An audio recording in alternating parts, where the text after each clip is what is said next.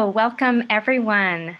Thank you so much for joining us today for this event concerning the illegal Israeli military recruiting happening in Canada. Bonsoir, bienvenue tout le monde. Merci pour nous rejoindre pour cet événement ce soir au sujet du recrutement militaire israélien illégal au Canada.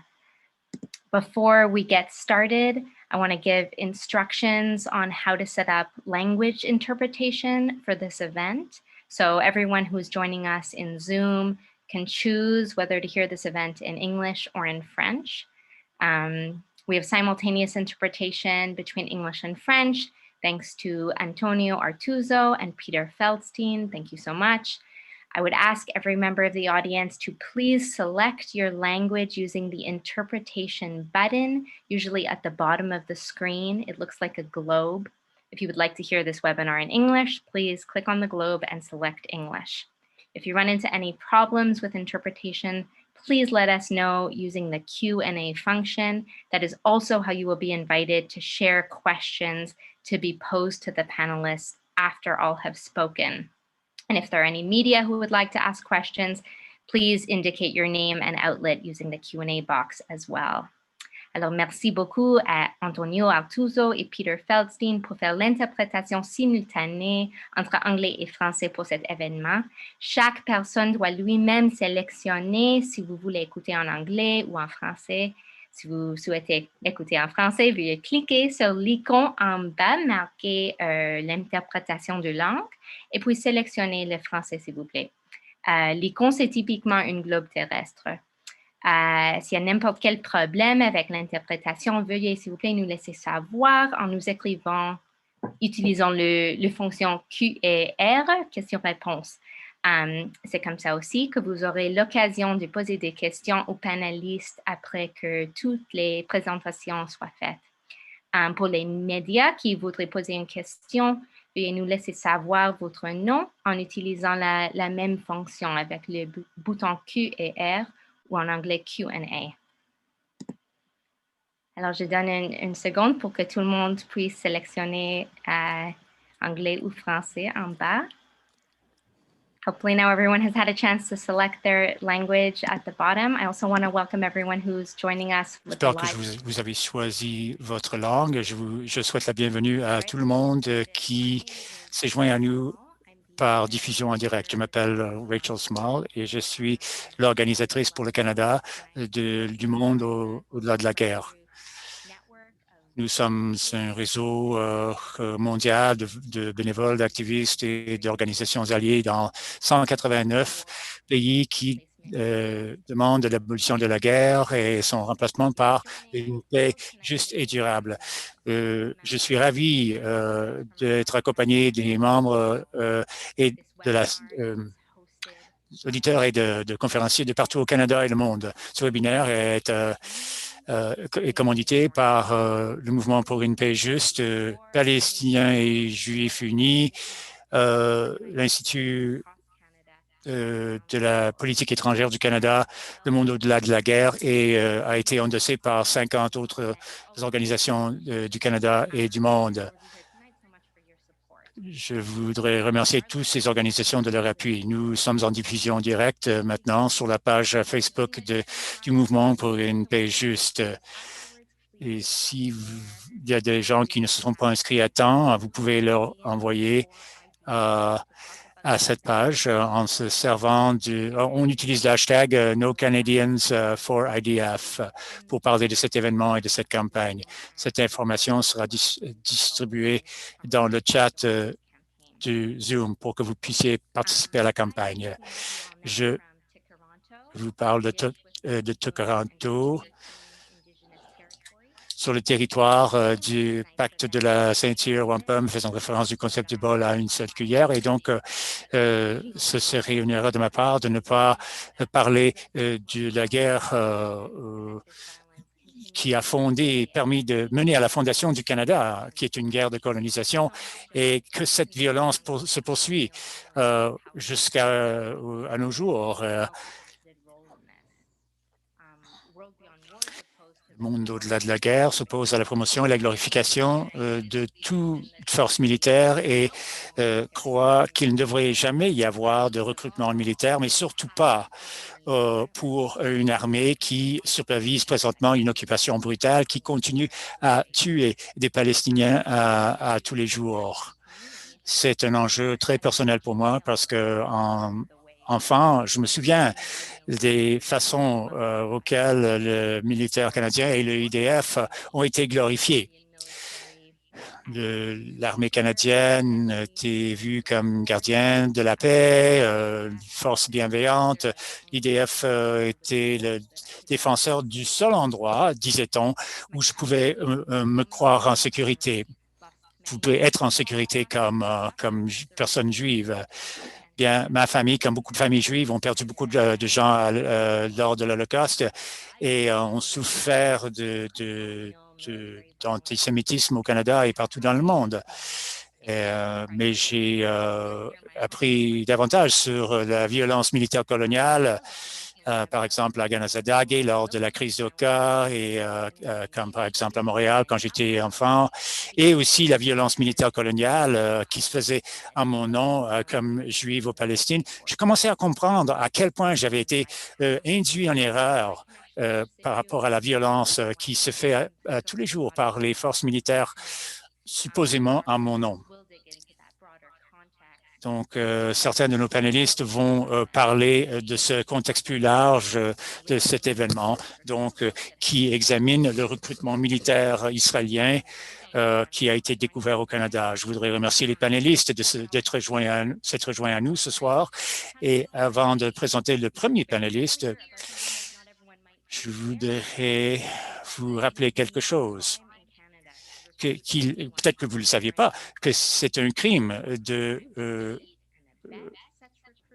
recruter quelqu'un pour une force militaire étrangère ou d'aider ou d'induire quelqu'un à inciter ou encourager quelqu'un à se joindre à une force militaire étrangère.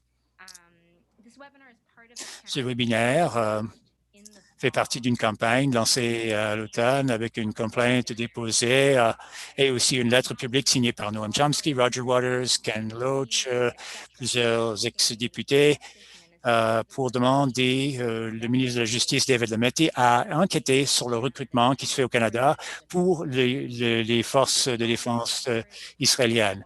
Cette campagne a été largement médiatisée et plus de 2000 lettres ont été envoyées au ministre Lametti et plus de 700 lettres au commissaire de la GRC. Donc, ça, c'est la partie de la campagne qui nous amène à aujourd'hui. Nous avons plusieurs bons panélistes qui vont donner de courtes présentations et ensuite on va écouter vos questions.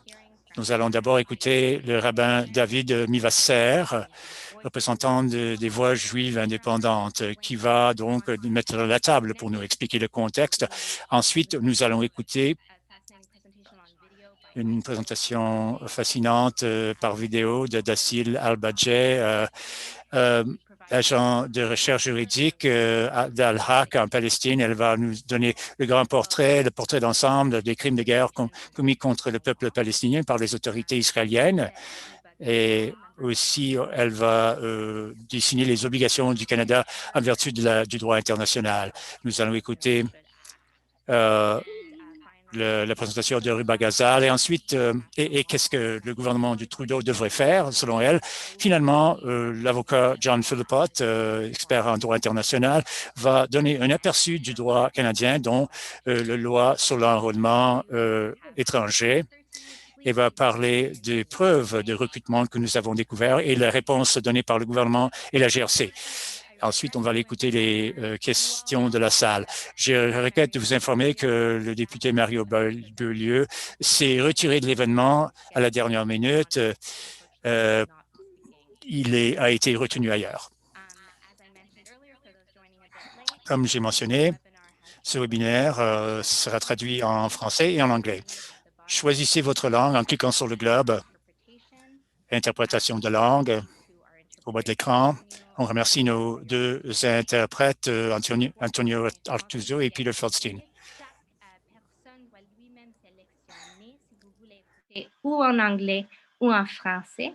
Alors, si vous souhaitez écouter en français, veuillez cliquer sur l'icône en bas, marqué Interprétation, et puis sélectionner le français. I will remind all speakers to please speak slowly to allow for the best possible. Je demanderai à tous les panélistes de parler lentement pour permettre que la traduction se fasse sans heure. Maintenant, j'ai le grand plaisir de présenter le rabbin David Milesser qui vit à Hamilton, en Ontario, qui est actif dans la lutte pour la liberté des Palestiniens, la justice et l'égalité par le biais des voix juives indépendantes pour la paix au Canada, aux États-Unis. Il a vécu plusieurs fois en Israël et il a travaillé, il fait de la coexistence sur le terrain avec les Israéliens et les Palestiniens. Il a été le rabbin de plusieurs synagogues, 3 synagogues aux États-Unis et à Vancouver. Il est maintenant à la retraite et il se consacre à réaliser le commandement qu'il faut chercher la paix. David? Merci, Rachel,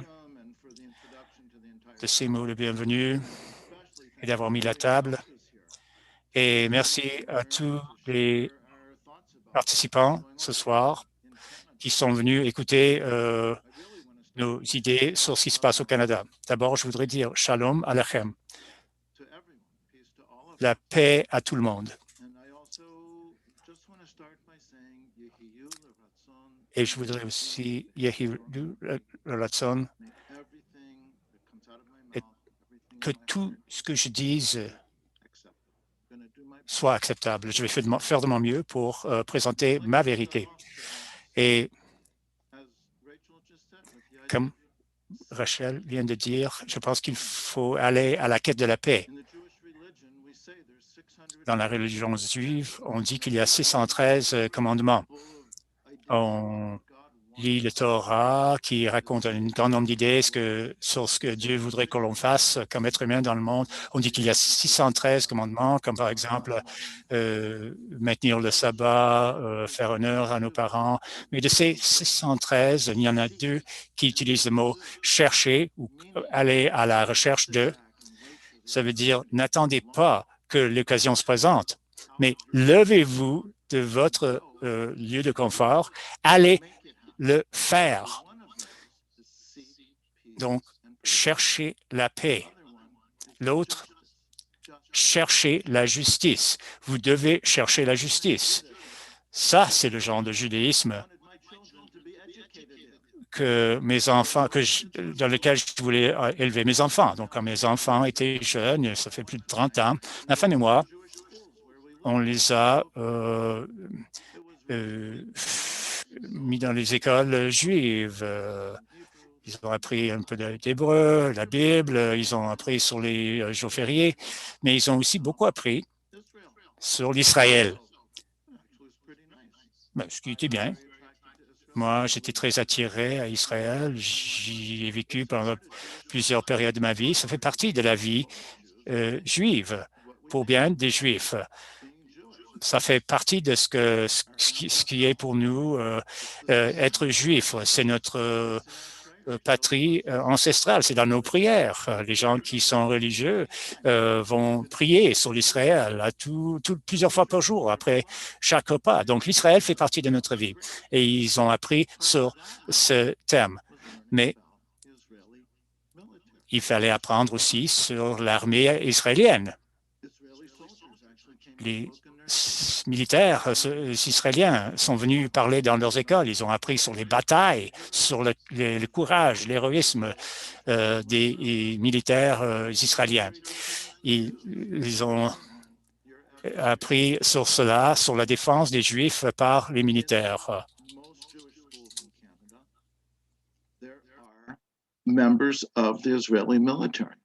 Comme dans toutes les écoles, il y a des militaires. On les appelle Hailot Mokor. D'habitude, j'ai fini mon école secondaire et j'ai été sujet au service militaire et j'ai été enrôlé. Et il fallait aller dans la diaspora et expliqué pour établir les liens entre Israël et... Alors, nous avions des militaires qui enseignaient dans nos écoles. Je me demandais comment ça fonctionnait. Avec les années qui passaient, j'ai appris de plus en plus sur ce que les militaires font réellement régulièrement tous les jours. La Palestine, ce n'est pas simplement la Cisjordanie, mais c'est partout. À la place qui, pour moi, au cours des années, était Israël, c'est aussi la Palestine. Alors, j'ai appris ce que les militaires font sur une base régulière, quotidienne, tous les soirs, en traînant les enfants fort, et parfois ils les enlèvent. Ils mettent des blocages sur les routes pour que les personnes ne puissent pas voyager à travers le pays. Les gens, ils arrêtent les personnes de façon arbitraire, ils les mettent en prison, ils empêchent les paysans de travailler leur terre. Et cela continue chaque jour. Et quand j'ai appris cela, je me suis posé la question, mais ça ne fait pas partie de nos écoles. Nous sommes appuyés sont appuyés par la communauté. Nous devrions donner une éducation.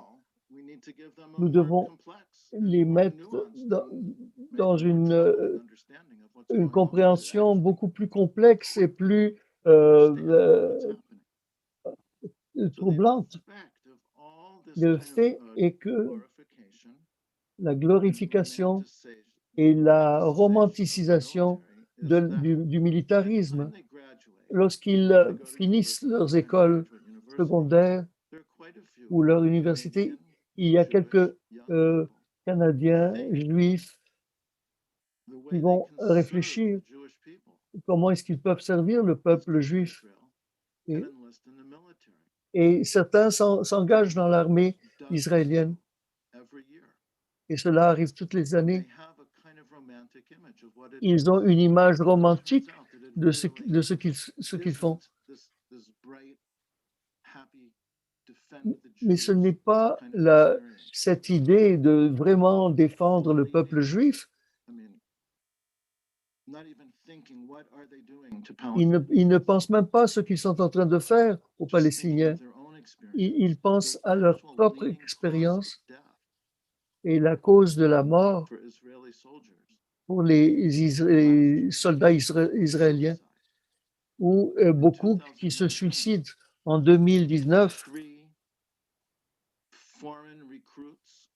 3 recrues ont commis le suicide, se sont suicidés. Et cela ne devrait pas faire... Nous devons, dans la communauté juive, penser clairement et être honnête avec nous. Et lorsqu'on parle, et évaluer ce que nous faisons et ce que nous voulons faire. Nous sommes appuyés par les organisations juives. Ça, c'est un aspect.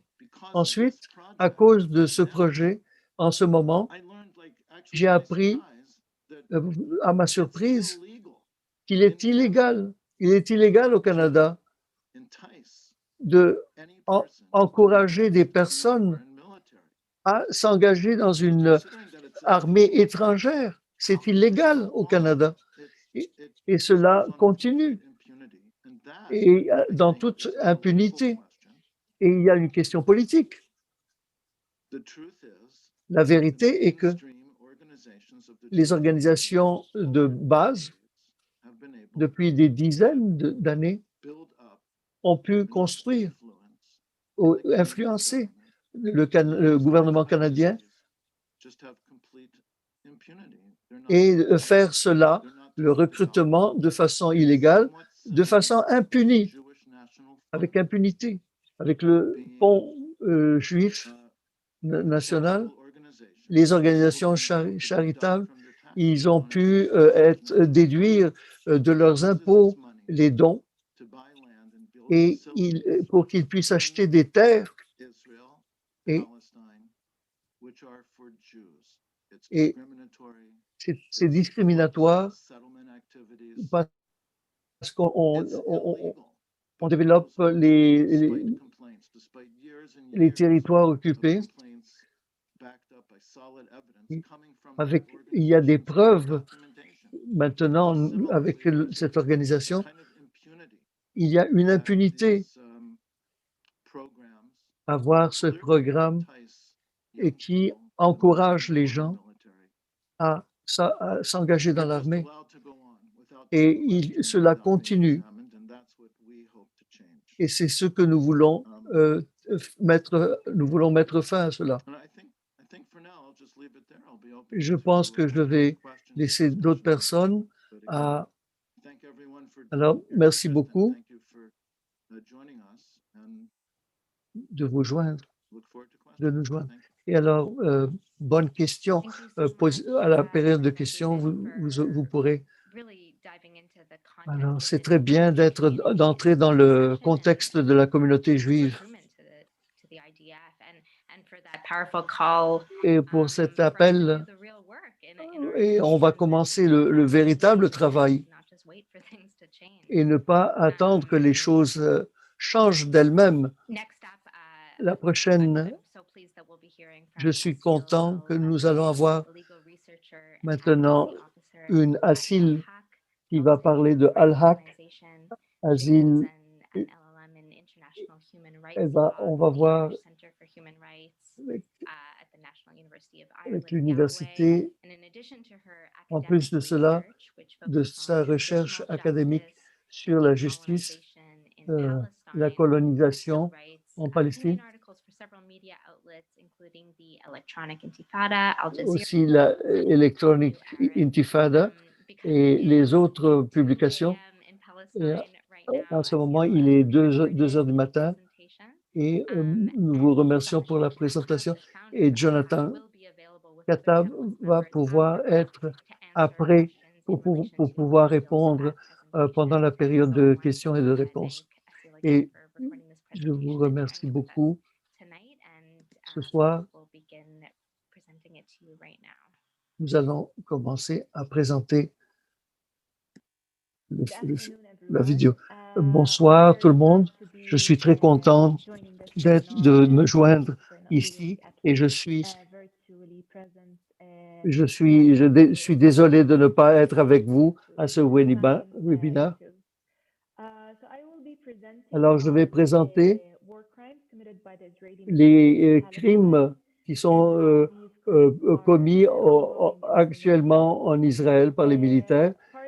Alors, une des parties que je vais focaliser, c'est le transfert de la population et aussi le transfert de civils dans des territoires occupés et aussi la destruction extensive et l'appropriation de propriétés. Mais avant cela, et aussi les assassinats, je vais essayer de montrer ce qui est important pour la situation et on va voir les phénomènes qui déterminent comment est-ce que, pour pouvoir comprendre, nous référons souvent aux militaires comme les forces de défense.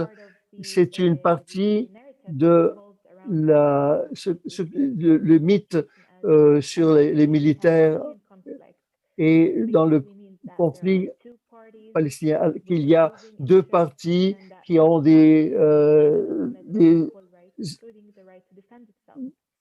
alors, on parle du droit de se défendre comme si c'était entre une guerre. Mais il faut voir que c'est une question coloniale avec les ministères d'Israël. Et aussi, pour comprendre et pour arriver à cette conclusion, nous devons retourner dans l'histoire et étudier le problème. Si nous retournons en 1948, quand l'État d'Israël a été établi, ça a été une combinaison de mouvements sionistes et colonialistes. Et cette idéologie colonialiste contre la population palestinienne indigène. Quand nous voyons les crimes qui ont été commis, nous devons comprendre quand Israël a été établi, quand les militaires se sont installés, les forces de défense, ils avaient commis des crimes avant cela. Et les crimes qui ont été commis par les forces sionistes, 75% des Palestiniens ont été transférés et il y a eu 31 massacres et la destruction de 531 villages palestiniens et villes. Tous ces crimes constituent des crimes où il pourrait être... c'est ce que les Palestiniens expliquent comme le Nakba, c'est-à-dire le désastre. En vérité, nous nous référons à ça avec la Nakba qui continue, avec, contre les Palestiniens qui sont en train de défendre leurs droits territoriaux, leurs droits nationaux. Et alors ici, nous retournons à 1947, nous voyons le carte. Ils ont occupé la Cisjordanie et la bande de Gaza et l'occupation a continué. J'aimerais souligner que 3 villages qui ont été occupés en 67 et ces 3 villages ont été complètement détruits par les forces de défense israéliennes. Et cela est un crime de guerre. Les Palestiniens qui ont fait les populations de ces villages n'ont jamais pu retourner sur leur territoire et le Front national canadien pour financer l'établissement de colons. Ils se sont établis et ils continuent. Le Fonds national juif continue.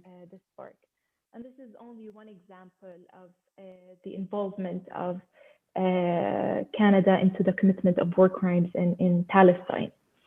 Moving elsewhere in the occupied territory, there are 2 million people, Palestinian people in the Gaza Strip who have been subject to suffocating closure and blockade by the Israeli forces since 2000. Dans la bande de Gaza qui ont été affectés par des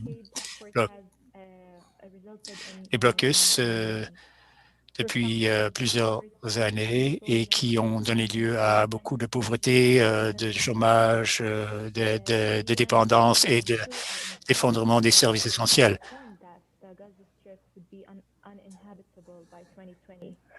Les rapports indiquent que la bande de Gaza ne serait plus vivable en 2020. Et le 2020 est maintenant le passé, mais les gens de Gaza ont souffert de beaucoup d'attaques militaires pendant ce blocus aussi. En 2014, l'armée israélienne a tué 2219 Palestiniens, dont 556 enfants. Si vous voyez une infographie qui indique que 56% des Palestiniens tués pendant cette offensive sont des réfugiés. On voit les endroits d'où ils ont été déplacés, ce qui m'amène à mon prochain point, qui est sur la marche du retour aussi dans la bande de Gaza en 2018, où depuis 1948, 70% des gens dans le Gaza sont des réfugiés dont le retour à leur maison leur a été refusé. Donc, en 2018, ce qui est arrivé, c'est que les gens de Gaza ont protesté en mars. Ils ont fait une manif contre le blocus et l'occupation. Mais les forces de l'occupation, à chaque fois que les Palestiniens exigent que l'oppression disparaisse, les forces armées israéliennes utilisent de la force excessive contre eux. Lors de la marche du retour, plus de 216 manifestants paisibles ont été tués par les forces de l'occupation, dont des journalistes, des travailleurs de la santé et des gens ayant des handicapés. 47% ont été des enfants. 47 ont été des enfants et il y avait 6 000 manifestants qui ont été blessés par les munitions. C'est une partie grave de l'histoire qui devrait faire comprendre que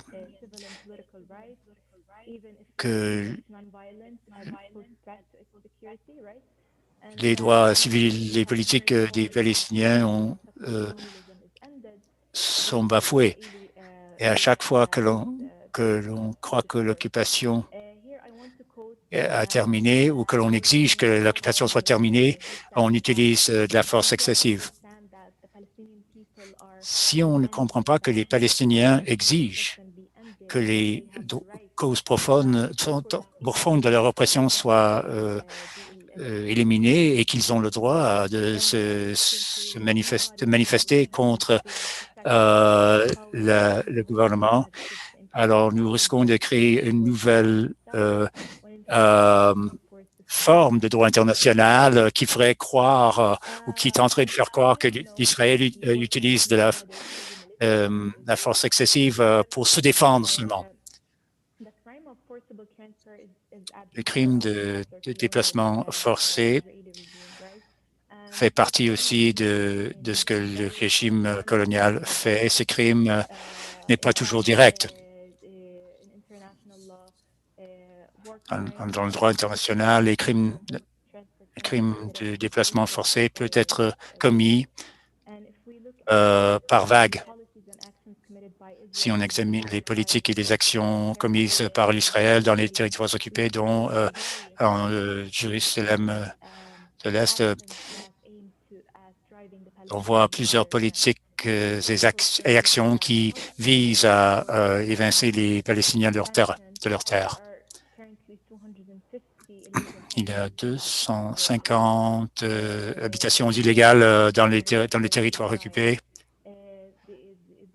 où les colons israéliens vivent et sont accompagnés par l'exploitation des ressources naturelles, les peuples occupés, les restrictions sur la liberté de mouvement. Depuis le début de la COVID-19, de mars au 1er janvier 2021, les forces de l'occupation ont démoli 415 structures palestiniennes, dont 200 maisons, ce qui a laissé sans toit plus de 800 Palestiniens, dont plus de 300 enfants. Maintenant, il y a la question des crimes de guerre est en lien avec la responsabilité criminelle individuelle. Ça veut dire que les individus, dont des membres des forces armées israéliennes, peuvent être poursuivis au tribunal, devant le tribunal criminel international. Justement, l'examen préliminaire de l'occupation de la Palestine a conclu et on a justement statué que des crimes de guerre sont commis en Palestine. Mais l'enquête formelle n'a pas encore été ouverte. Bien sûr, le Canada, en permettant que ses ressortissants soient recrutés dans l'armée israélienne, contrevient à ses obligations en vertu du droit international parce que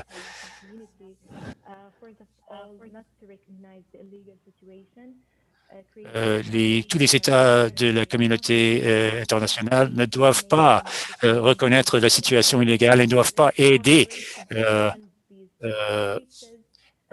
l'Israël. Doivent aussi collaborer pour assurer le respect des conventions de Genève. Si on veut traduire ces obligations dans de l'action, le Canada devrait soutenir l'enquête du tribunal international criminel afin de poursuivre en justice les gens qui ont commis des crimes de guerre et devrait aussi, étant donné son obligation pour collaborer avec d'autres États, il pourrait collaborer avec la communauté internationale afin d'arrêter l'aide militaire et la collaboration avec l'armée israélienne et aussi pour mettre fin au recrutement des ressortissants canadiens. Merci. Je voudrais remercier Asil pour avoir expliqué, pour nous avoir donné une vue d'ensemble de ces crimes de guerre de manière très succincte et pour avoir mis l'accent sur l'application du Canada dans ces crimes sérieux, ces crimes graves commis par un pouvoir d'occupation. Alors, encore une fois, je voudrais remercier Asil et Jonathan Katab, qui sera disponible pour répondre à vos questions aux côtés des autres panélistes. Maintenant, nous allons écouter Ruba Ghazal, membre fondateur de Québec solidaire et aussi député de l'Assemblée nationale pour la circonscription de Mercier. Depuis son élection, elle a été le porte-parole de QS pour l'environnement, le transport, l'énergie et la science. Elle est née à Beyrouth, dans une famille palestinienne, et est venue au Québec à l'âge de 10 ans. Après son enfance dans le Golfe Persique, elle va parler en français avec des sous-titres en anglais qui ont été ajoutés à la vidéo. Donc, la vidéo ne sera pas interprétée. Mais les anglophones peuvent donc prendre note des sous-titres. Bonsoir, mon nom est Ruba Ghazal, je suis députée de Mercier pour Québec solidaire. Je vous remercie de me donner l'occasion de vous adresser la parole à travers cet enregistrement. J'aurais aimé être parmi vous ce soir, mais malheureusement, mon emploi du temps m'en empêche. Et je voulais répondre à l'invitation de Bruce pour donc vous parler.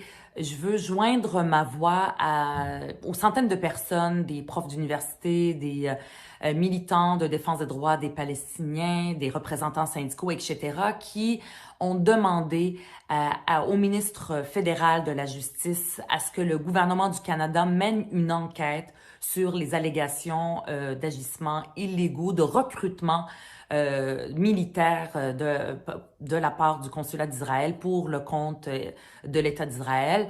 Le ministre n'a pas à référer à la police. Il peut très bien lui-même agir pour mener cette enquête parce que la loi canadienne est claire. Pour le recrutement militaire pour le compte de notre pays, eh bien, c'est interdit. C'est interdit pour Israël comme c'est interdit pour n'importe quel État dans le monde. Donc, il n'y a aucune raison pour que le gouvernement du Canada, le gouvernement de Justin Trudeau n'agisse pas et mène cette enquête. On ne veut pas que le Canada, encore moins que le Québec, devienne la cour arrière au recrutement militaire pour le compte de l'État d'Israël. Je vais en profiter pour vous faire part aussi de certaines prises de position que j'ai faites au nom de Québec solidaire dans l'espace public, sur mes réseaux sociaux, à l'Assemblée nationale du Québec pour la question palestinienne. Vous savez, c'est une question qui me tient beaucoup à cœur parce que je suis moi-même d'origine palestinienne. Ma famille est réfugiée palestinienne depuis 1948 et donc je sens une responsabilité pour faire connaître tout ce que le peuple palestinien vit aujourd'hui, le bafouement de ses droits fondamentaux. C'est un combat universel et je veux le faire et je veux prendre la parole comme digne successeur de Amir Kadir. Amir qui n'a jamais mâché ses mots quand il était député, encore aujourd'hui, lorsqu'il s'agit de dénoncer les manquements aux droits de la personne de l'État d'Israël, comme de n'importe quel autre État. Tous les États peuvent être critiquables et le Canada aussi. J'ai d'ailleurs pris position durant la campagne contre la candidature du Canada pour un siège au Conseil de sécurité de l'ONU.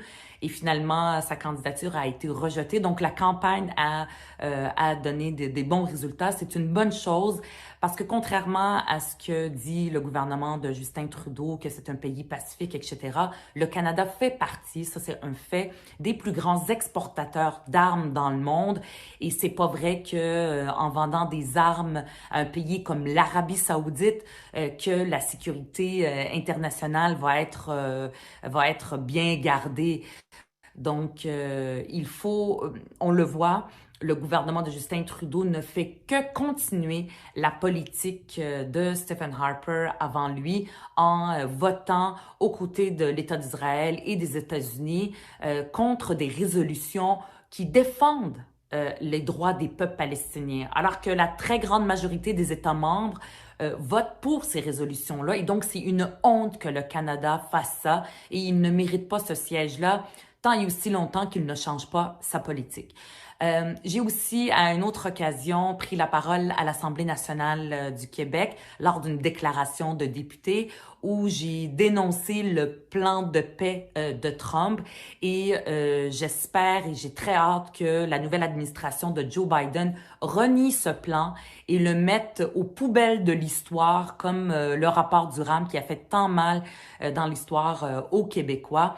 Donc, j'espère que le gouvernement, l'administration de Joe Biden va redéménager l'ambassade d'Israël là où elle devrait être, c'est-à-dire à Tel Aviv, parce que ce plan-là, les Palestiniens n'ont jamais été consultés, ils ne l'ont jamais appuyé et dans le fond, c'est une manœuvre pour annexer leur territoire. Donc voilà, je vais continuer avec vous à mener ce combat pour le droit des peuples palestiniens, à faire connaître leur juste cause auprès de tout le monde et à continuer à critiquer l'État d'Israël, à critiquer le Canada lorsque cela est mérité. Donc, je vous souhaite une très, très bonne soirée et je vous remercie. À la prochaine. Au revoir. Alors, je veux remercier Ruba Ghazal. I would like to thank. Donc, je voudrais remercier de partager et d'être une personne d'avoir été championne de la justice au Québec et d'avoir partagé la perspective de son parti sur les actions nécessaires du gouvernement de Trudeau et aussi pour avoir montré l'écart entre les mots et les gestes de ce gouvernement. Je voudrais maintenant présenter John Philpott, avocat spécialisé en droit international, de la défense, devant plusieurs tribunaux, membre de l'association du barreau, du tribunal international criminel et aussi du comité de coordination pour BDS du Québec et le réseau de soutien des prisonniers politiques de Rwanda. Donc, je vais maintenant donner la parole à John. Écoutez, John Philpott. Alors, merci beaucoup à tous les organisateurs. Et j'essaierai de faire cela de façon très simple. Un mot qui retourne souvent, c'est le mot paix. But not just any peace, a just peace. Now, the illegality of the recruiting in Canada is defined by Article 11 of the Foreign Enlistment Act, which says basically you can't recruit in Canada. There's a minor exception a country can recruit its own citizens who are not Canadians. Now, this comes from the Spanish Civil War, 1938-37, Mackenzie King, but that's not the issue today. What's happening now? Well, consular officers in Toronto, we have the web references, Alors, invite people to. il invite les gens, les consulats, ils peuvent être accusés et ils devraient être accusés de façon claire. Et les ambassadeurs et ceux qui sont probablement liés à cela peuvent aussi être renvoyés ou alors, lorsqu'on invite des soldats à parler pour les forces d'occupation, ils peuvent être eux aussi, parce qu'ils sont en train d'aider. On ne peut pas aider quelqu'un à commettre un crime. Je ne peux pas aider quelqu'un à voler une banque. Nous avons alors, une organisation de Toronto qui, le 4 juin, qui a invité, a expliqué comment on peut s'enrôler dans l'armée Israël. De façon, cela, à première vue, c'est un crime. L'ancienne, il y a un an, il y a eu une grande célébration pour célébrer les Canadiens. Elle est en train d'inciter et elle devrait être accusée parce qu'elle n'a pas d'immunité. Et le ministre Lametti a dit non, ce n'est pas ma responsabilité. Il doit commencer une investigation et si c'était une organisation musulmane, il deviendrait fou. Alors, nous sommes allés voir la Gendarmerie royale du Canada et on a eu d'autres preuves. Ils nous ont dit qu'ils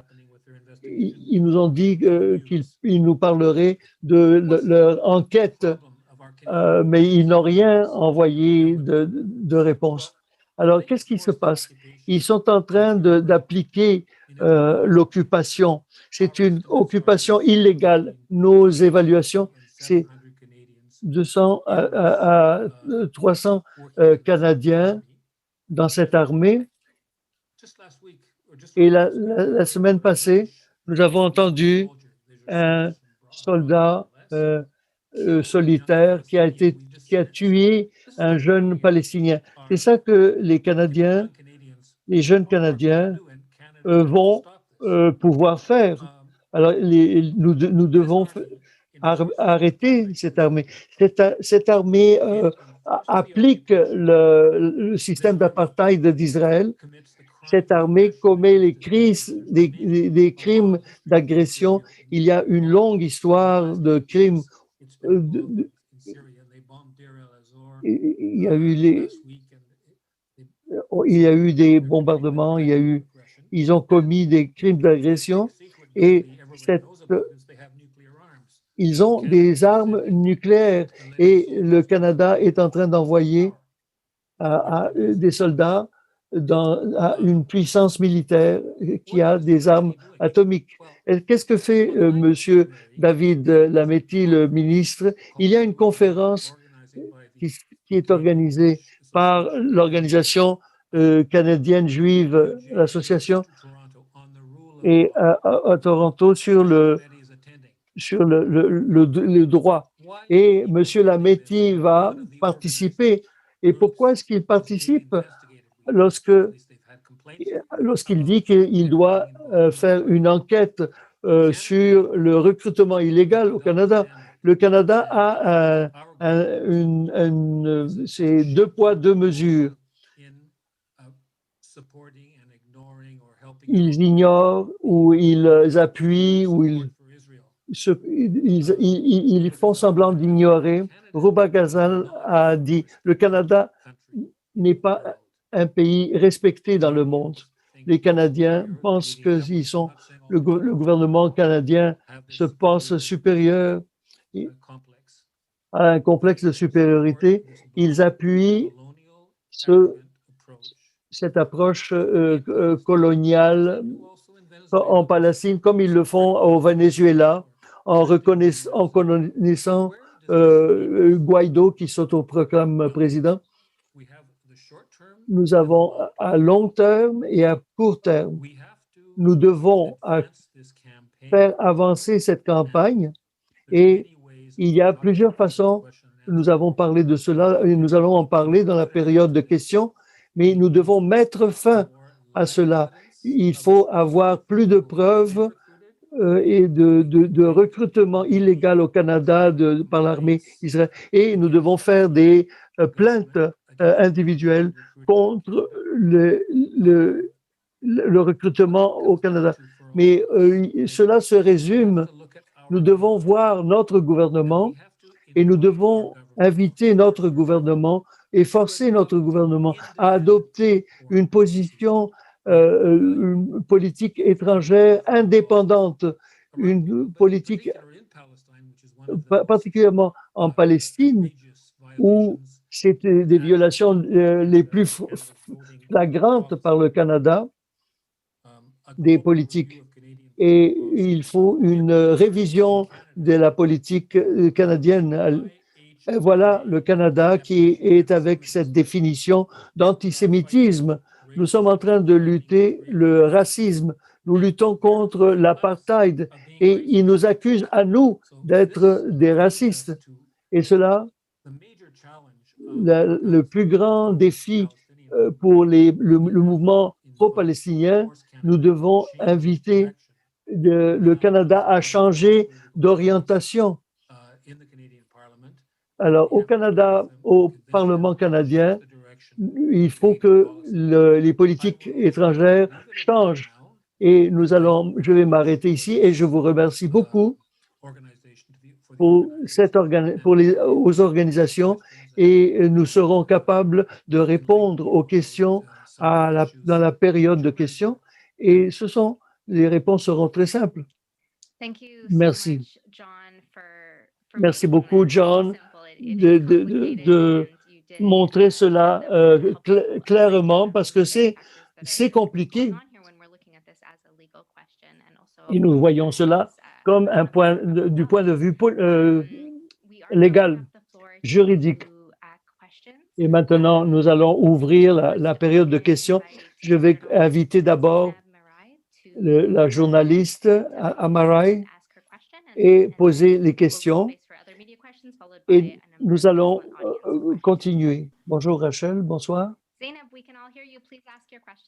On peut vous entendre? Merci beaucoup d'organiser ce webinaire et j'ai beaucoup apprécié et cette question est très sensible. Mon nom est Zainab et je vous remercie beaucoup. Je suis en train de parler du Liban. Je suis au Liban en ce moment et malheureusement, si vous voulez parler de cela, vous pourriez être accusé d'être antisémite. C'est ce qui arrive souvent. Alors, ma question est, c'est très bien de parler de ces questions à un plus grand public et de le rendre plus public. Mais quand il s'agit de résister aux forces d'occupation et essayer de défendre votre territoire, votre terre, et si on essaye de résister avec les armes, vous allez on va vous appeler violent. Comment est-ce que nous pouvons vraiment arriver à une fin? Parce qu'il y a eu toujours ces paroles de négociation pour la paix, d'arriver à la paix à long terme, et il y a tous les jours des gens qui sont en train d'être tués. Et lorsqu'il s'agit du Canada, Alors, je vais aller droit au but. Ma question est, pourquoi est-ce que la résistance par les armes, par les moyens militaires, pourquoi c'est toujours criminalisé lorsqu'on se défend avec des armes, lorsqu'on attaque des Canadiens sur la terre, ils ont le droit de répondre et de lutter. Le Canada s'arme, est en train de s'armer et pour se défendre. Alors pourquoi est-ce que les autres pays n'ont pas le droit de se défendre? Pourquoi lorsqu'ils font cela, pourquoi ils sont appelés terroristes? Ça, c'est ma première question. Ma deuxième question est, s'il vous plaît, est-ce que vous pouvez souligner le fait que le Canada a été lié a intervenu au Liban lorsque les Canadiens étaient liés? Alors, je vous remercie beaucoup. Merci beaucoup pour ces questions très intéressantes. Je vais passer, premièrement, essayer de laisser à John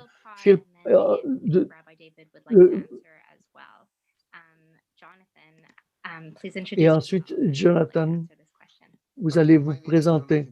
Alors, mon nom est Jonathan Katab. Je suis palestinien et militant des droits de la personne. Je suis fondateur de plusieurs organisations, d'une organisation qui appuie cet événement de ce soir. J'aimerais souligner un point qui répond en partie à la question. L'essence du travail de défense des droits humains et la défense du droit international, ça devrait être appliqué à des amis et à des ennemis. Et il y a des gens qui traversent la ligne et sinon ils deviennent des moyens de faire avancer votre propre intérêt politique si vous ne respectez pas. Alors l'essence des droits de la personne, c'est universel et l'essence du droit, y compris le droit canadien, doit s'appliquer à tout le monde.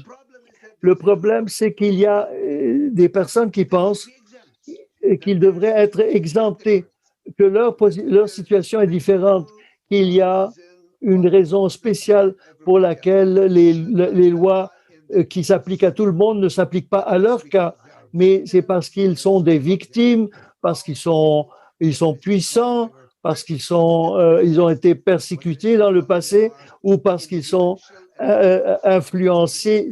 Ils ont beaucoup d'influence, des centres de pouvoir, ou parce qu'ils sont des victimes et parce que eux, ils sont des bonnes personnes. Chaque fois que vous entendez quelqu'un dire ma situation est différente, je suis exempté des lois qui s'appliquent à tout le monde. Et alors, on lève rapidement des drapeaux rouges. Ça, c'est l'essence de ce que je voulais dire. C'est le droit d'autodéfense. Et tout pays a le droit de recourir à la lutte armée. Et c'est important. Mais c'est un droit qui est reconnu dans le monde par le droit international. Mais ça devrait, je pense, le dernier intervenant.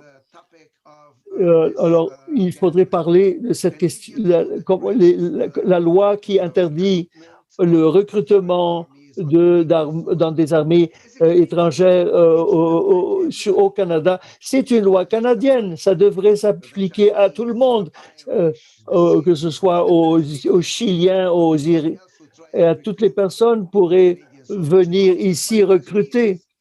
Mais ça devrait, ça s'applique à tous les autres pays, mais pas pour Israël. Les autres pays qui essaieraient de recruter. Ou alors, cette loi ne s'applique pas, ce n'est plus une loi et n'a plus aucun sens. Merci beaucoup, Jonathan. Et alors, c'est John qui pourrait appeler.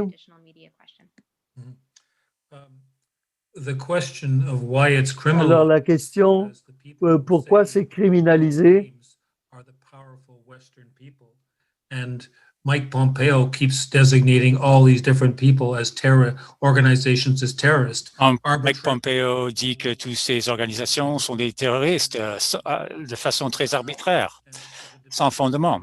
C'est très important pour nous et c'est un débat que l'on mène dans notre travail, c'est de comprendre la résistance armée au sionisme. En Occident, bien des gens croient que, bon, les Palestiniens ne peuvent pas acheter des armes chez la Syrie, chez l'Iran. C'est notre solidarité qui va vous aider. C'est faux. L'Afrique du Sud a été, l'apartheid a été renversé par la force des armes. Le soutien par les gens de l'Occident a été utile. Moi, je participe au mouvement BDS. L'approche pacifiste est aussi très pacifique, est aussi très importante, mais dans la résistance, nous sommes obligés de comprendre la guerre au Yémen, la guerre par procuration en Syrie. Ce n'est pas un soulèvement populaire. La résistance iranienne, l'assassinat des scientifiques iraniens, par exemple, le 20 novembre 2020. Il faut analyser tout cela et aller à l'encontre de ce que notre gouvernement fait. Quand ils ont tué M. Soleimani en 2020, c'était l'un des crimes de guerre majeurs. Trump n'a pas commencé de nouvelles guerres, mais il a fait pas mal de meurtres. On ne peut pas éviter de discuter de ces enjeux. Moi, lors de la guerre au Vietnam, on a soutenu la résistance et c'est la résistance qui a gagné. Nous allons soutenir la résistance. Je jure de soutenir, que je vais soutenir la résistance au Moyen-Orient. Merci beaucoup de votre question, Zainab. J'espère que j'ai bien prononcé votre nom. Les sanctions. Les sanctions sur la Syrie tuent parce que les gens meurent de faim. Les sanctions imposées sur l'Irak par Madeleine Albright, toutes ces sanctions sont interreliées et sont meurtrières. Il faut lutter contre tout cela. Je suis membre du CA de plusieurs organisations et du mouvement pour une paix juste. Et il faut donc tenir compte de tous les aspects. Merci beaucoup, John. Je vais maintenant donner la parole à Daniel, journaliste avec les Canada Files, pour poser sa question. Ce panel est très intéressant et c'est choquant de voir que les gens qui ont interpellé l'IDF et les forces d'occupation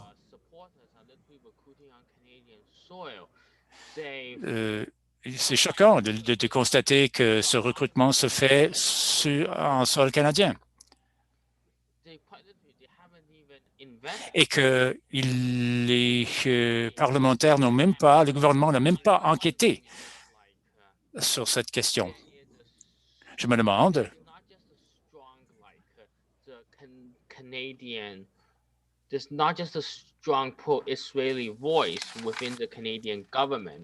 si ce n'est pas qu'il y ait une voix israélienne pro-sioniste forte dans le gouvernement, mais peut-être que est-ce que ça pourrait aussi être qu'il y ait d'autres éléments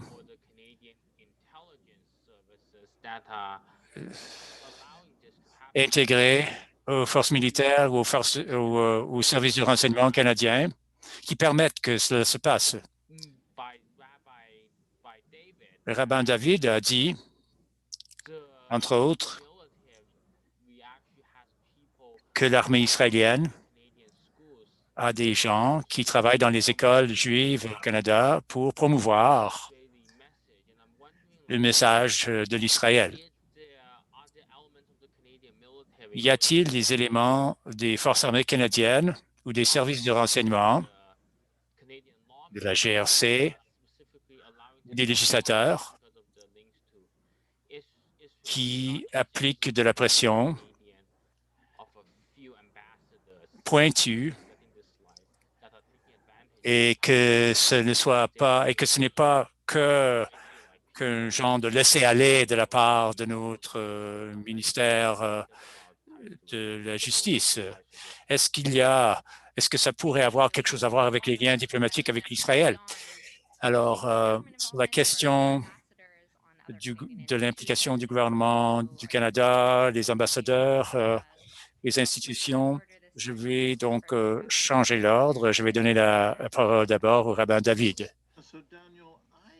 Pour répondre à la question de Daniel, je ne sais pas ce qui arrive à l'intérieur des forces armées du Canada ou les services du renseignement. Mais ce qui est clair, c'est qu'il y a une pression très forte politique qui s'applique sur le gouvernement du Canada de la part des organisations juives, comme par exemple CIJA, le Centre pour l'Israël et les affaires juives. C'est le lobby israélien au Canada, très bien financé, avec un grand nombre de personnel, des influenceurs professionnels.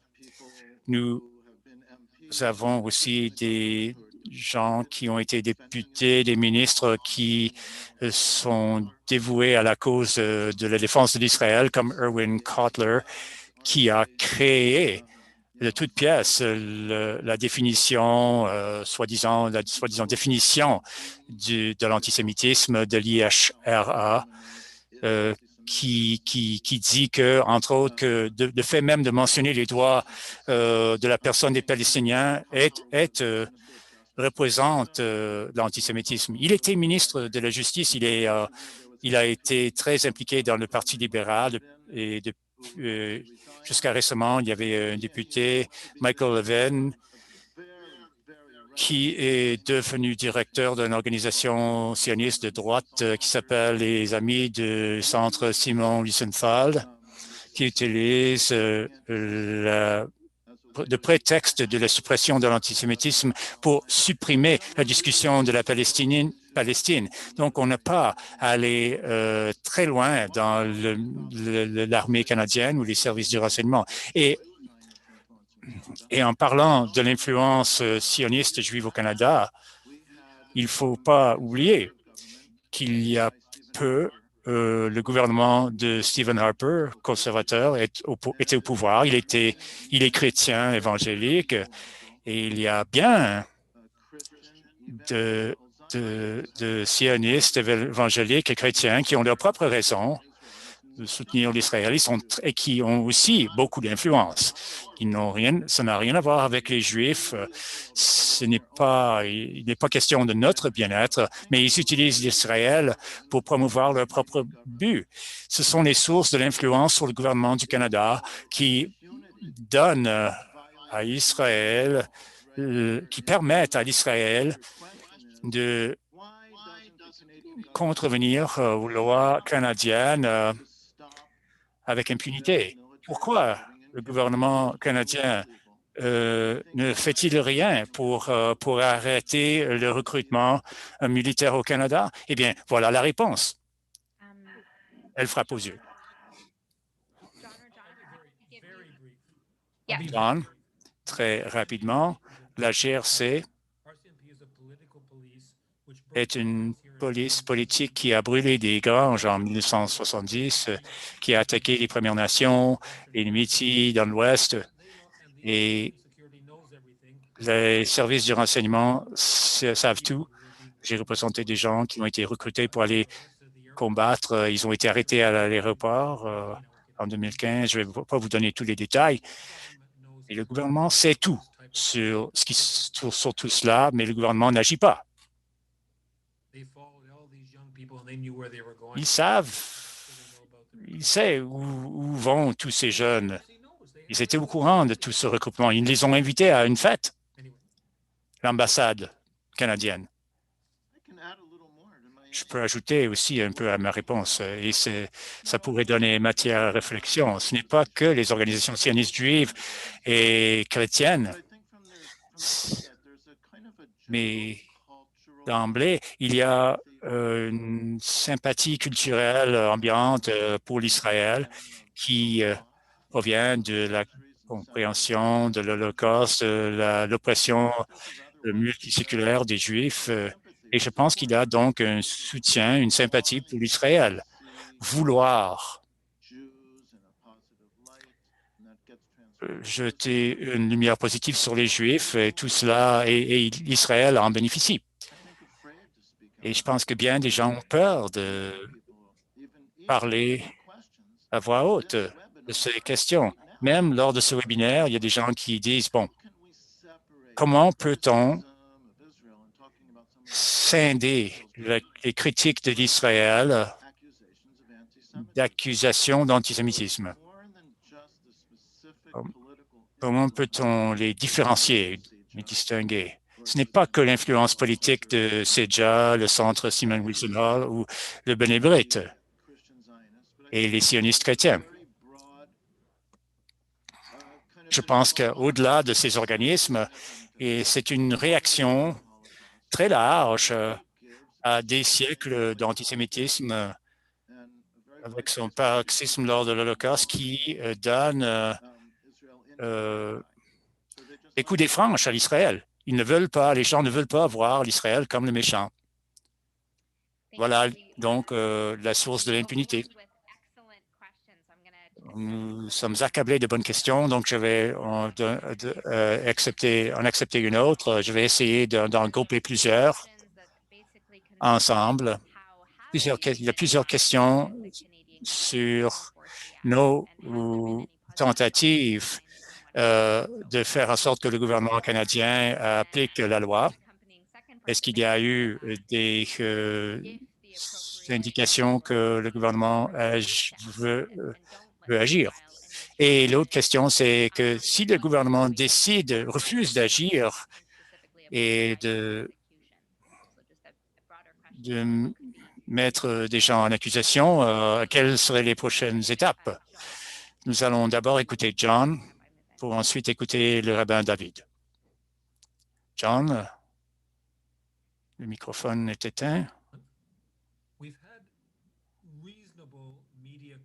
Nous avons eu une bonne couverture médiatique au Québec en octobre et plus récemment. Et donc, notre campagne a un certain profil. Maintenant, les médias sont un peu plus contrôlés. À Radio-Canada, chez Radio-Canada, on l'appelle Radio-Canada. Ça veut dire qu'ils ne nous donnent rien. C'est une expression française. Donc, on doit faire davantage. Bien des gens ont une facilité pour travailler avec les médias. J'admire les gens qui le font. Moi, je n'ai pas cette compétence, mais pour ce qui est des plaintes privées, nous avons le soutien de certaines personnes, mais il s'agit de savoir de quelle façon doit-on procéder, quelles preuves doit-on présenter. Je suis un avocat et pourtant, ce n'est pas tout à fait clair. Nous avons des gens, nous avons les preuves du crime, mais il y a d'autres aspects de la question, où il y a des écoles. Par exemple, il y a une école qui s'appelle comment? À Toronto, avec une liste de 100 personnes qui ont servi dans les forces israéliennes. Ce travail doit être fait de manière très soigneusement, et il faut le faire comme il faut.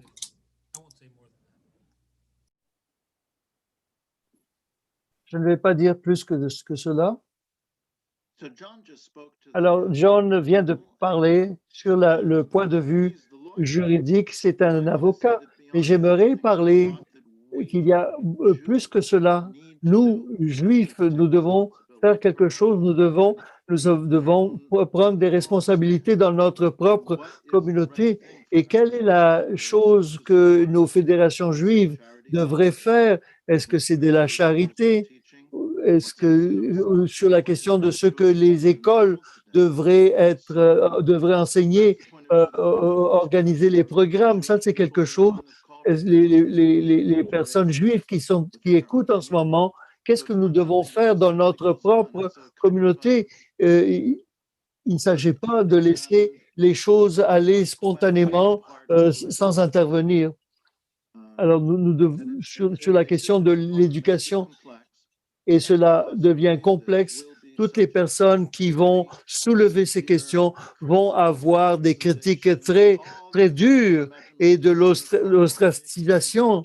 Ils vont être mis de côté. Vous savez de quoi je parle, mais c'est le début. Il va falloir commencer à parler. Il va falloir transformer cette question en une question controversée.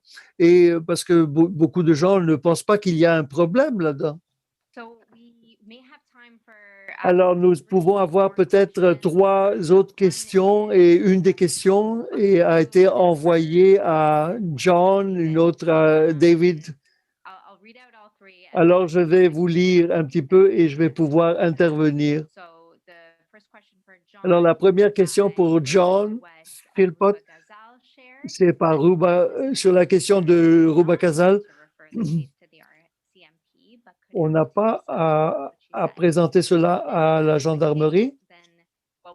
Est-ce que le cas sur le ministre... La question pour David, c'est quelles sont son opinion sur l'occupation des territoires palestiniens. Et ensuite, la question pour vous deux, c'est une question internationale. Comment est-ce que, la dernière semaine, on a tué un jeune Palestinien de 17 ans et la question que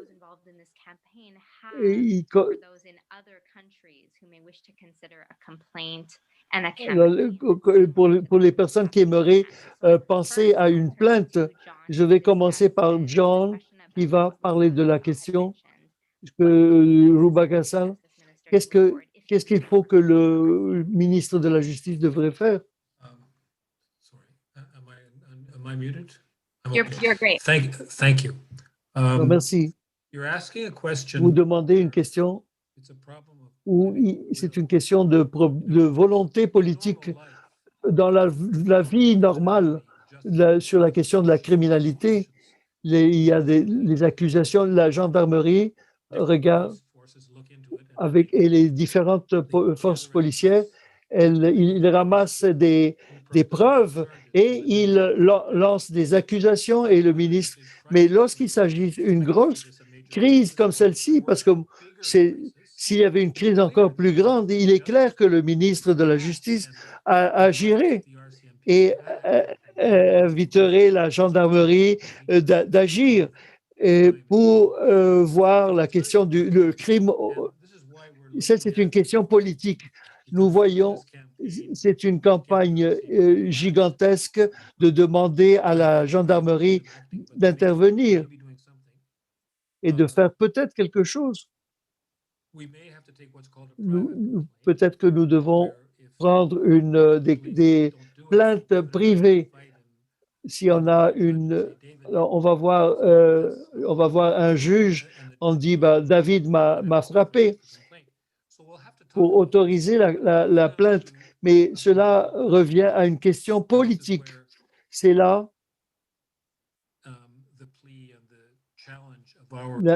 notre défi en tant qu'organisation. Mais souvenez-vous, le Canada a été rejeté par la communauté mondiale. Alors, nous faisons en sorte que les Canadiens cessent de se sentir supérieurs. Les politiques canadiennes ne défendent pas les peuples. Nous devons savoir, et cela doit être très clair dans notre esprit. J'ai d'autres questions. Je pense que c'est une réponse à la question. Maintenant, on va passer au rabbin. Au rabbin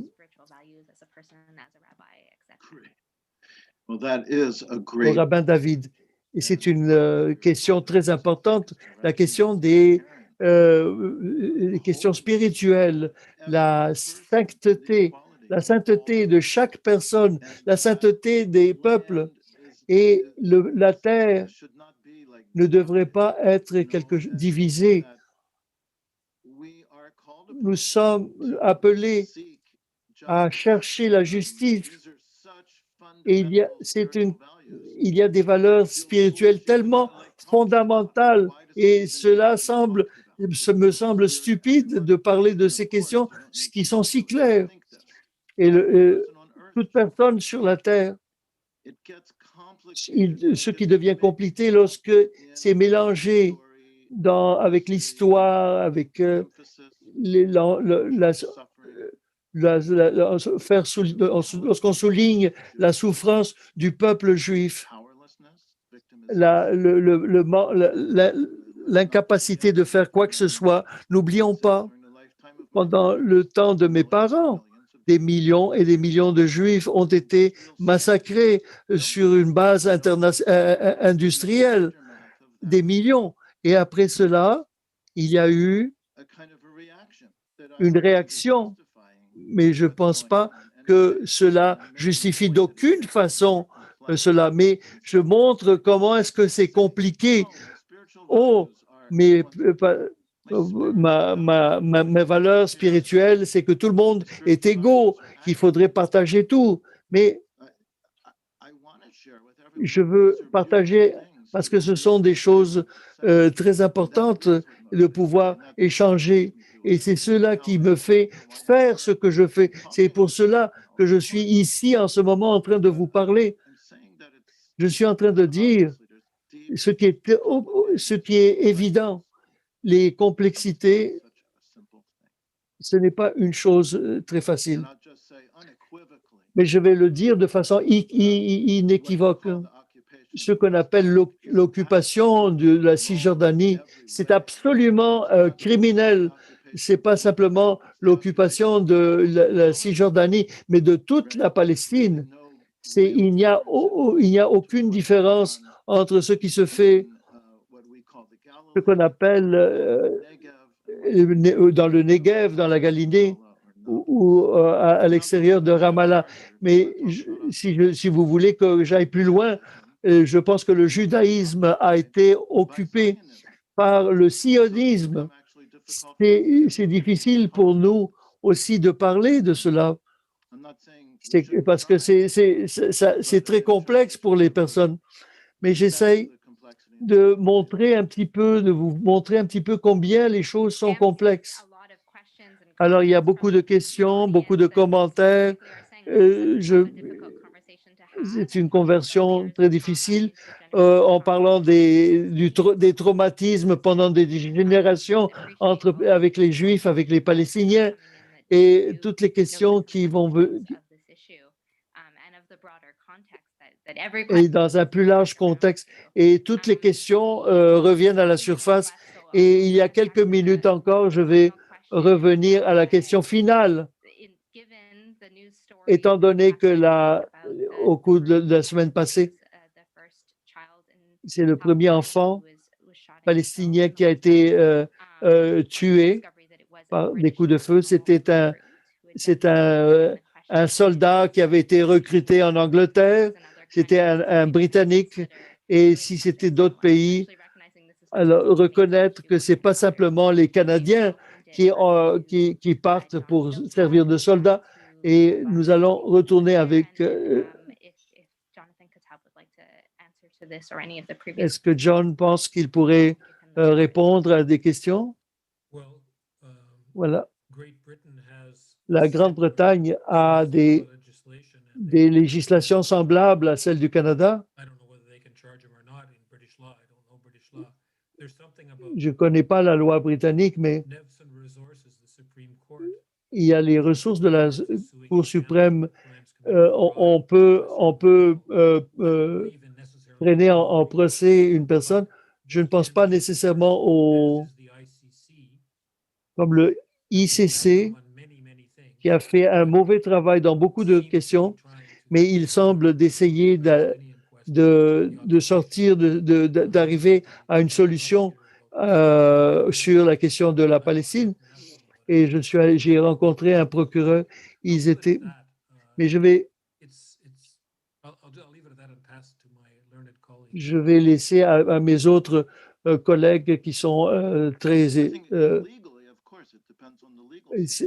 oui, juridiquement, oui, ça dépend du système juridique dans d'autres pays, mais les personnes peuvent se mobiliser sur des questions morales dans la communauté juive, les juifs dans d'autres pays devraient se mobiliser et nous devons prendre une position. Nous devrions être en train d'éduquer nos enfants parce qu'ils sont endoctrinés lorsqu'on parle d'Israël.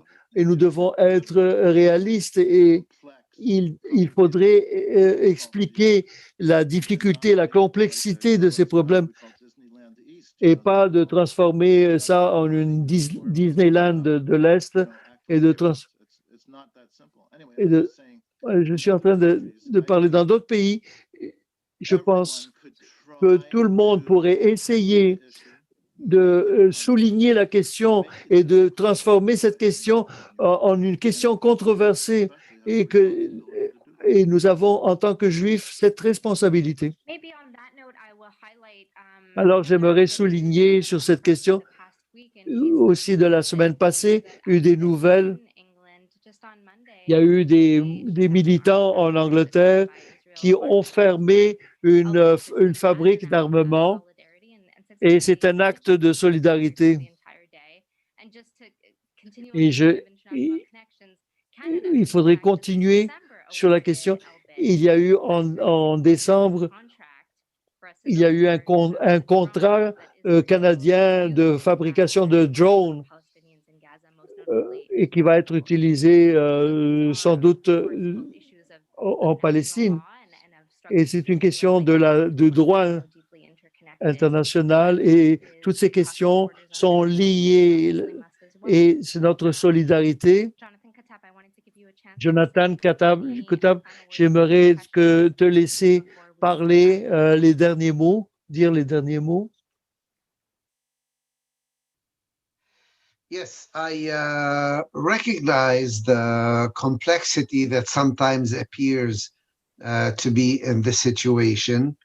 And I also Je reconnais la complexité de la situation et j'applaudis, je salue tous les gens qui essaient de faire preuve d'empathie, qui essaient de comprendre l'adversaire, qui essaient d'appliquer la règle d'or, de traiter les autres comme on aimerait se faire traiter. Cette base morale et éthique nous permet de passer à travers la complexité, tout comme le droit international et les droits de la personne, dont par exemple les règles universelles qui doivent être appliquées à tout le monde. La torture est un mal. Si c'est un mal, c'est un mal pour tout le monde, peu importe qui torture et qui est torturé. Donc, le droit et les droits de la personne nous donnent une seule règle. Et l'autre aspect, c'est la moralité et la solidarité à travers toutes les frontières. Il y avait, après la Deuxième Guerre mondiale, une idée qui flottait selon laquelle la guerre était chose du passé, qu'il fallait renforcer les institutions internationales afin de réduire la possibilité de la violence. Et donc, on a créé les Nations unies, ces différents organes et conventions. Malheureusement, le chauvinisme, le nationalisme et le pouvoir ont ressurgi avec l'effet d'affaiblir cette solidarité internationale et qui donne lieu ou qui ramène sur la scène la société civile. C'est là où les gens de partout au monde ont montré leur solidarité envers les gens qui sont opprimés, dont leurs droits sont bafoués. L'une des raisons pour lesquelles que la BDS est tellement utile est que c'est une approche non violente et qu'elle demande aux monsieur et madame tout le monde de faire preuve de solidarité en lien avec le droit international, les droits de la personne et dans le but de mettre en place un certain nombre de mesures politiques dont tout le monde devrait sur lesquelles tout le monde devrait se mettre d'accord. Le droit de retour, l'égalité entre tous les citoyens de l'Israël. C'est une plateforme minimale dont la beauté est qu'elle est basée sur la solidarité internationale non violente. Donc, cela permet de répondre un peu à la question « Que faire ?» Il y a des choses que l'on peut faire en solidarité pour appuyer les causes légitimes, les causes du droit de la personne, du droit international et de la non-violence. Merci, Jonathan Katab. Merci à tous les panélistes et à tous ceux et celles, à tous les participants. Nous avons reçu des douzaines de questions